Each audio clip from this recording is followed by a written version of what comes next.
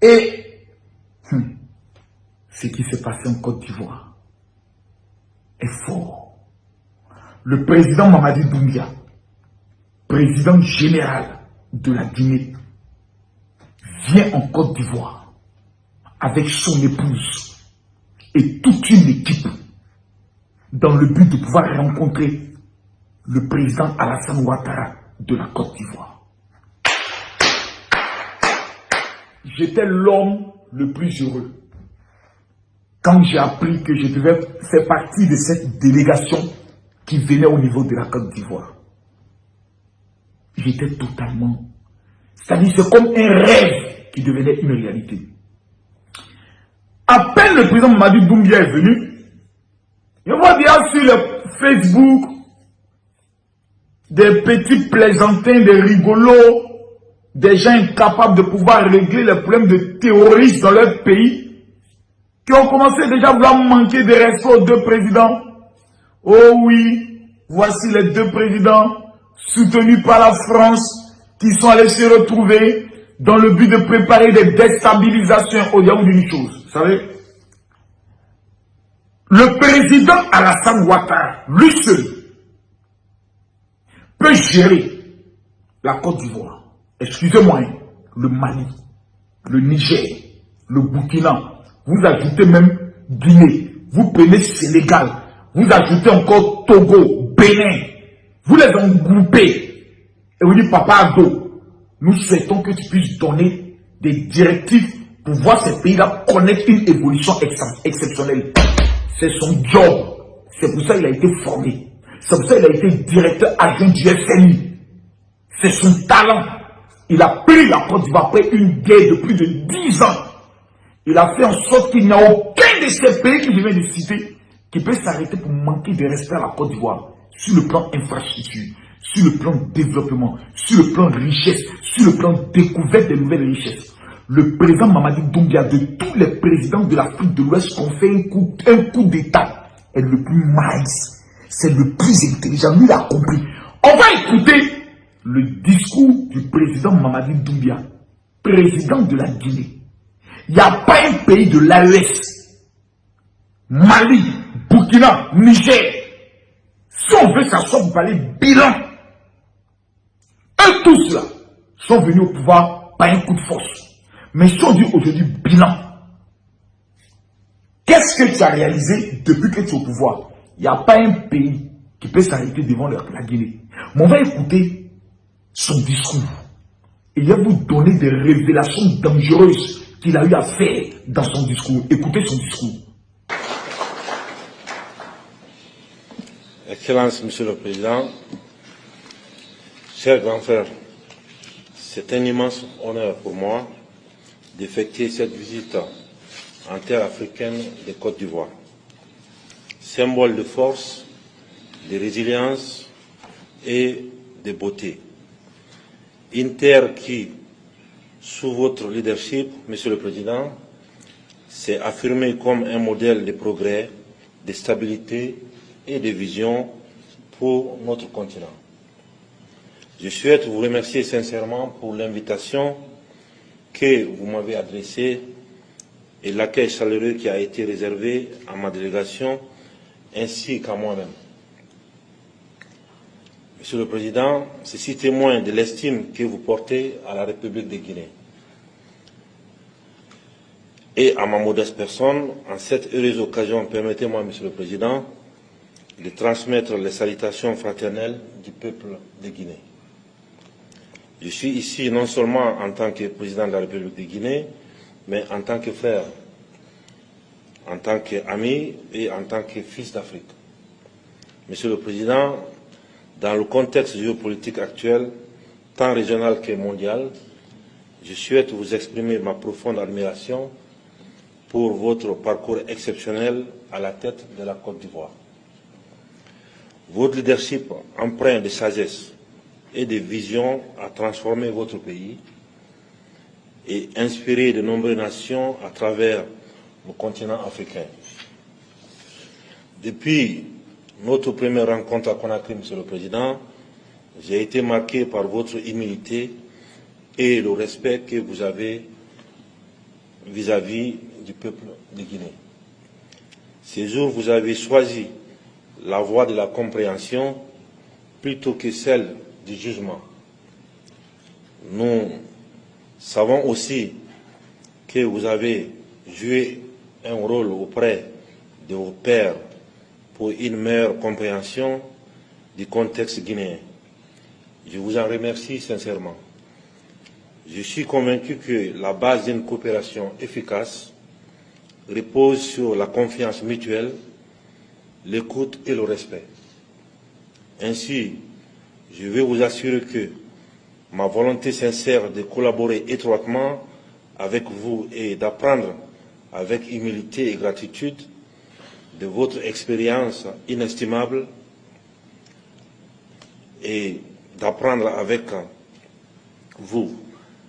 Dans le même esprit, j'espère que nos échanges pourront également nourrir votre réflexion et renforcer nos efforts communs pour bâtir un avenir ambitieux, harmonieux et prospère pour nos deux nations. Un avenir à la hauteur des aspirations de nos peuples. Nos deux nations partagent une histoire riche, tissée de luttes communes et de succès partagés. Nous sommes voisins, mais bien plus que cela, nous sommes une famille. En venant à Abidjan, je souhaite vous exprimer ma conviction qu'il est temps d'élever cette relation à un niveau supérieur, comme vous l'avez dit tout à l'heure, Monsieur le Président, et en cultivant une véritable amitié et en renforçant davantage notre fraternité, Monsieur le Président. Quand vous écoutez le discours de Mamadi Doumbia, le président Mamadi Doumbia n'est pas venu en Côte d'Ivoire en visite. Côté Moroni, il n'y a pas pitié dedans. Le président Mamadi Doumbia est venu voir un père qu'il appelle un grand frère. Pour lui, grand frère, mon pays là, je veux qu'il devienne comme ton pays. Et je veux qu'il soit même plus que ton pays. J'ai besoin de deux choses. Numéro 1, conseil. Numéro 2, soutien. C'est tout. Des choses.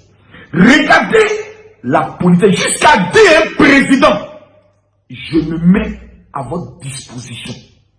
Tout conseil venant de vous serait pour nous un élément si précieux. On a vu des petits chefs d'État de quartier qui ont manqué de respect à la Côte d'Ivoire. Qui ont manqué de respect au président Alassane Ouattara. Comme si on parle, c'est-à-dire CP1 peut parler à terminal. Comme si c'était un copain de quartier. Hey! Le président Mamadi Doumbia, numéro 1, la majorité de ses études militaires s'est fait en France. Donc la plupart des personnes qui dirigent la Guinée, là, ce ne sont pas des militaires de poussière. Vous prenez le général Amara, il a fait l'école de guerre au niveau du Maroc, l'école de guerre au niveau de la France. Ce n'est pas camarades de quartier de quelqu'un. C'est des personnes qui ont quelque chose dans la tête. D'abord, c'est des intellectuels, c'est des stratèges.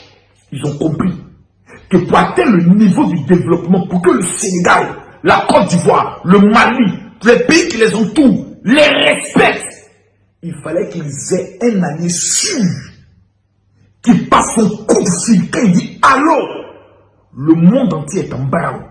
Le seul coup de fil du président Alassane Ouattara peut déplacer tous les plus grands ingénieurs en matière de finances au niveau de la Guinée. Parce que la Guinée aujourd'hui est une catastrophe au niveau des ressources minières. C'est-à-dire c'est une bénédiction. Le président Mamadi Doumbia a pris plus de 200 entreprises, il les a bras. Aujourd'hui là, c'est de nouveaux partenaires qu'il cherche. Qui est l'homme dans le domaine des finances qui a une crédibilité, qui peut appeler le roi de l'Arabie Saoudite, qui peut appeler n'importe qui pour le dire. Il y a un nouveau terrain où on peut se faire des milliards, où les opérations immobilières peuvent connaître un développement exceptionnel parce que la Côte d'Ivoire est saturée. Sur le plan de la technologie, c'est la Guinée. Je suis tellement fier de voir que les deux pays qui ont pour symbole l'éléphant, et tu vois des enfants mal élevés qui n'ont pas encore fini de manger, qui sont incapables de s'enrôler dans l'armée pour aller combattre les terroristes qui fatiguent leur pays. vont venir s'asseoir. Oui, vous voyez. Hey! Concentrez-vous sur vos malheurs. Votre malheur, c'est les terreaux. Laissez les pays qui ont la mer, là, les pays qui peuvent aller à la plage, là, se concentrer sur leur développement. Et si ça ne vous plaît pas, libérez vos pays et puis après vous venez, on discute. Moi, je suis arrivé à un stade de ma vie où il n'y a pas de pitié dedans.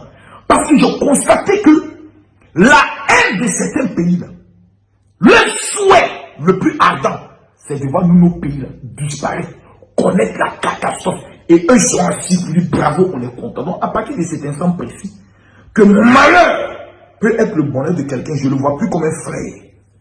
Je le vois comme un maudit. Voici aujourd'hui, Mamadi Doumbia, le président le plus debout de l'Afrique de l'Ouest, est en train de changer l'image de son pays. Est en train de regardez même comment il a été réussi. Regardez son arrivée à l'aéroport. Quand vous regardez les gens, vous dites, non, il y a quelque chose. Il y a quelque chose. Regardez le respect que le président Alassane Ouattara lui a donné. Parce qu'il a vu un jeune président, très intelligent, très malin, qui n'est pas dans les histoires de Dabashi, qui n'est pas dans un gain. C'est-à-dire, il assure au gain. Il ment, il sait qu'il ment, il n'a jamais de peu, mais il est dans le mensonge. Il n'est pas dans les histoires de maîtresse.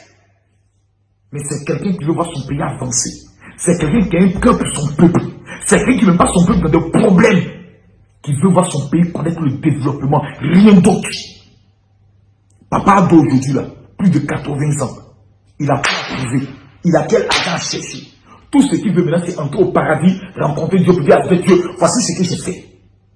Si monsieur le président Alassane Ouattara, Papa Ado, il vous demande pardon. Je vous demande encore pardon. Président Mamadi Doumbia, c'est un homme sur qui on peut compter. C'est un homme. Et puis la rencontre, ce qui m'a plu, c'est que celui qui allait se jouer le con pour pouvoir déstabiliser la Guinée là. Moi, je veux que la coopération aille plus loin. Il faut qu'on ait une coopération militaire entre les deux pays plus profonde.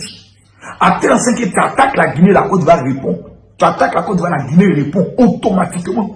Il faut qu'on ait des alliances vraies. Les pays du Sahel, c'est-à-dire les pays où il n'y a pas la mer, ils font l'alliance. Les pays où il y a la mer, c'est-à-dire Côte d'Ivoire, Sénégal, Guinée, on fait nos alliances et chacun dans son mouvement. Il ne faut pas qu'il y ait un déranger quelqu'un. Voilà.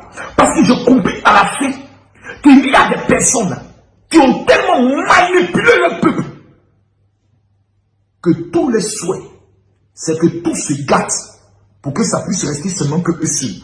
Prêt à payer des tiktokers, des blogueurs, soulever un certain Maïga, un maudit, un net maudit, Mougoussouet de la femme de son grand frère, pour venir raconter des âneries, trahir tout un peu, blaguer tout un peu, mentir tout un peu. Et pendant ce temps, les terreaux sont en train de frapper tous les jours. Personne n'a des informations sur eux, mais c'est eux qui ont information sur tout. La Côte d'Ivoire et la Guinée, là, aujourd'hui, là, ils ont compris deux choses. Un, de plus se mêler des problèmes des autres. Deux, penser au développement. Et on se donne le rendez-vous en 2040. À bon entendeur, salut.